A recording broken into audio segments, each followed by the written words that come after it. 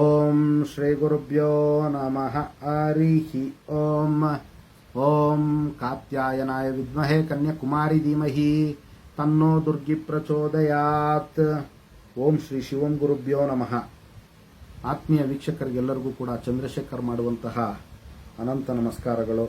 ಎಲ್ಲರಿಗೂ ಕೂಡ ಜ್ಯೋತಿರ್ಮಯ ನಾಡಿ ಆಸ್ಟ್ರಾಲಜಿ ಯೂಟ್ಯೂಬ್ ಚಾನಲ್ಗೆ ಸ್ವಾಗತವನ್ನು ಬಯಸ್ತಾ, ನಾವು ಈ ದಿನ ವಿಶೇಷವಾಗಿ ನೋಡಿ, ಮೂಲ ನಕ್ಷತ್ರ ಜನನ ದೋಷ ಇದೆಯಾ ಅಥವಾ ಭಂಗ ಆಗಿದೆಯಾ ಅನ್ನುವಂಥ ಒಂದು ವಿಚಾರವನ್ನು ನಾವು ಈ ವಿಡಿಯೋ ಮುಖಾಂತರ ತಿಳ್ಕೊಳ್ಳೋಣ.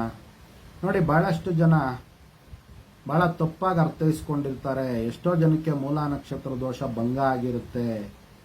ಅದನ್ನು ತಿಳ್ಕೊಳ್ದಿರ ನೋಡಿ, ವಿವಾಹ ವಿಚಾರಗಳಲ್ಲಿ ಮೂಲ ನಕ್ಷತ್ರದ ಒಂದು ಜಾತಕ ಬಂದ ಕೂಡಲೇ ಅದನ್ನು ತಿರಸ್ಕಾರ ಮಾಡುವಂಥದ್ದು, ರಿಜೆಕ್ಟ್ ಮಾಡುವಂಥ ಒಂದು ವಿಚಾರಗಳು ನಡೀತಾ ಇರುತ್ತೆ. ಅದು ಹೆಣ್ಮಕ್ಳಾಗಿರ್ಬೋದು, ಗಂಡು ಮಕ್ಕಳಾಗಿರ್ಬೋದು. ಇನ್ನು ಮಗುವಿನ ಒಂದು ಜನನ ಕಾಲದಲ್ಲೂ ಅಷ್ಟೇ, ಮೂಲ ನಕ್ಷತ್ರದಲ್ಲಿ ಜನನ ಆಗಿದೆ ಅಂದರೆ ಆ ತಂದೆ ತಾಯಿಗಳು ಮತ್ತು ಕುಟುಂಬ ಸದಸ್ಯರೆಲ್ಲರೂ ಕೂಡ ಒಂದು ರೀತಿ ಭಯಭ್ರಾಂತರಾಗುವಂಥದ್ದು. ಏನಪ್ಪ ಮೂಲ ನಕ್ಷತ್ರದಲ್ಲಿ ಜನನ ಆಗಿಬಿಟ್ಟಿದೆ ಅನ್ನುವಂತಹ ಒಂದು ವಿಚಾರಗಳನ್ನು ಮನಸ್ಸಿನಲ್ಲಿ ಇಟ್ಕೊಂಡು ಚಿಂತೆ ಪಡುವಂಥದ್ದು ಮತ್ತು ಆತಂಕ ಪಡುವಂಥ ಒಂದು ಸಂದರ್ಭ ಸನ್ನಿವೇಶಗಳಿರುತ್ತೆ.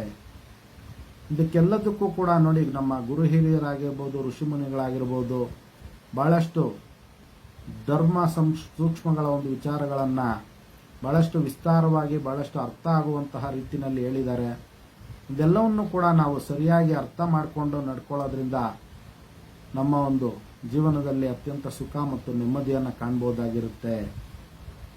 ನೋಡಿ, ಮೊದಲನೇದಾಗಿ ಮೂಲ ನಕ್ಷತ್ರ ದೋಷ ಇದೆಯಾ ಇಲ್ವಾ ಅನ್ನುವಂಥದ್ದನ್ನು ನಾವು ಸರಿಯಾಗಿ ಅರ್ಥೈಸ್ಕೊಳ್ಬೇಕಾಗುತ್ತೆ.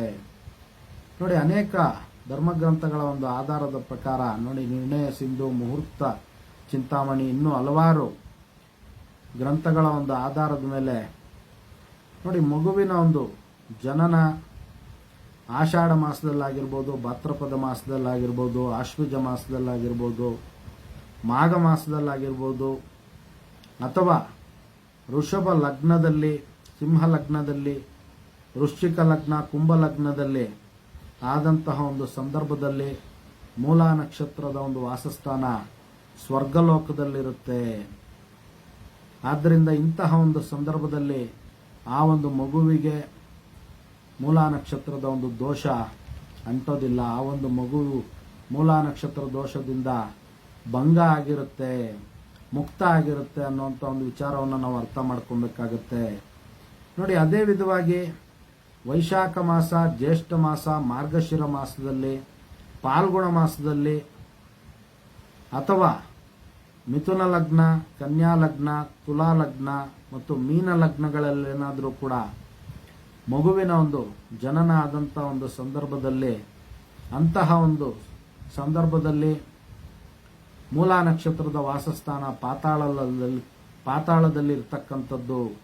ಅಂತಹ ಒಂದು ಸಂದರ್ಭದಲ್ಲೂ ಕೂಡ ಆ ಮಗುವಿಗೆ ಜನನ ದೋಷ ಉತ್ಪತ್ತಿ ಆಗೋದಿಲ್ಲ.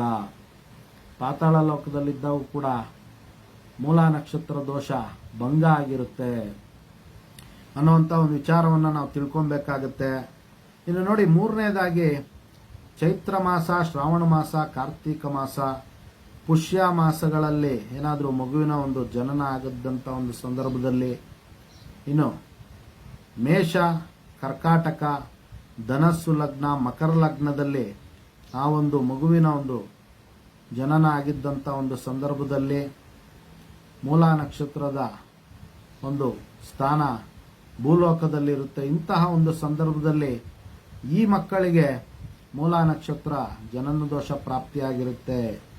ಇನ್ನು ಎರಡನೇ ವಿಧವಾಗಿ ನೋಡಿ, ಇಲ್ಲಿ ಕೂಡ ನಾವು ಜಾತಕದಲ್ಲಿ, ಅವ ಮಗುವಿನ ಒಂದು ಮೂಲ ಜಾತಕದಲ್ಲಿ ಆ ಒಂದು ಮೂಲ ನಕ್ಷತ್ರದ ಒಂದು ರಾಶಿಯನ್ನ ಗುರುವಿನ ಒಂದು ದೃಷ್ಟಿ ಇದ್ದಂಥ ಒಂದು ಸಂದರ್ಭದಲ್ಲೂ ಕೂಡ ಸಂಪೂರ್ಣವಾಗಿ ಮೂಲ ನಕ್ಷತ್ರದ ಒಂದು ಜನನ ದೋಷ ಭಂಗ ಆಗಿರುತ್ತೆ. ಶುಭ ಗ್ರಹಗಳ ಒಂದು ದೃಷ್ಟಿ ಇದ್ದಾಗ ಜನನ ದೋಷ ಪ್ರಮಾಣ ಕಡಿಮೆ ಆಗಿರುತ್ತೆ ಅನ್ನುವಂಥ ಒಂದು ವಿಚಾರಗಳನ್ನು ನಾವು ತಿಳ್ಕೊಳ್ಬೇಕಾಗುತ್ತೆ. ಒಂದು ವೇಳೆ ಮೂಲ ನಕ್ಷತ್ರ ಜನನ ದೋಷ ಇದ್ದಂತಹ ಒಂದು ಸಂದರ್ಭದಲ್ಲಿ ಅಂತಹ ಒಂದು ಮಕ್ಕಳಿಗೆ ಸೂಕ್ತ ಶಾಂತಿಯನ್ನು ಮಾಡಿಸಿ ಅದನ್ನು ಕೂಡ ಅವರು ಶಾಂತಿಯನ್ನು ಮಾಡ್ಕೊಳ್ಬೋದಾಗಿರುತ್ತೆ. ಇದಿಷ್ಟು ಕೂಡ ಮೂಲ ನಕ್ಷತ್ರ ಜನನ ದೋಷ ಇದೆಯಾ ಅಥವಾ ಭಂಗ ಆಗಿದೆಯಾ ಅನ್ನೋಂಥ ಒಂದು ವಿಚಾರಗಳಾಗಿರ್ತಕ್ಕಂಥದ್ದು. ಎಲ್ಲರಿಗೂ ಕೂಡ ಜಗನ್ಮಾತೆಯ ದಿವ್ಯ ಆಶೀರ್ವಾದ ಇರಲಿ ಅಂತ ಮತ್ತೊಮ್ಮೆ ನನ್ನ ಆರಾಧ್ಯ ದೇವತೆ ಲಲಿತಾಂಬಿಕೆಯ ಬಳಿ ಪ್ರಾರ್ಥನೆ ಸಲ್ಲಿಸುತ್ತಾ ಸರ್ವೇ ಜನಃ ಸುಖಿನೋ ಭವಂತು, ಸಮಸ್ತ ಸನ್ಮಂಗಳಾನಿ ಭವಂತು, ಶುಭಮಸ್ತು.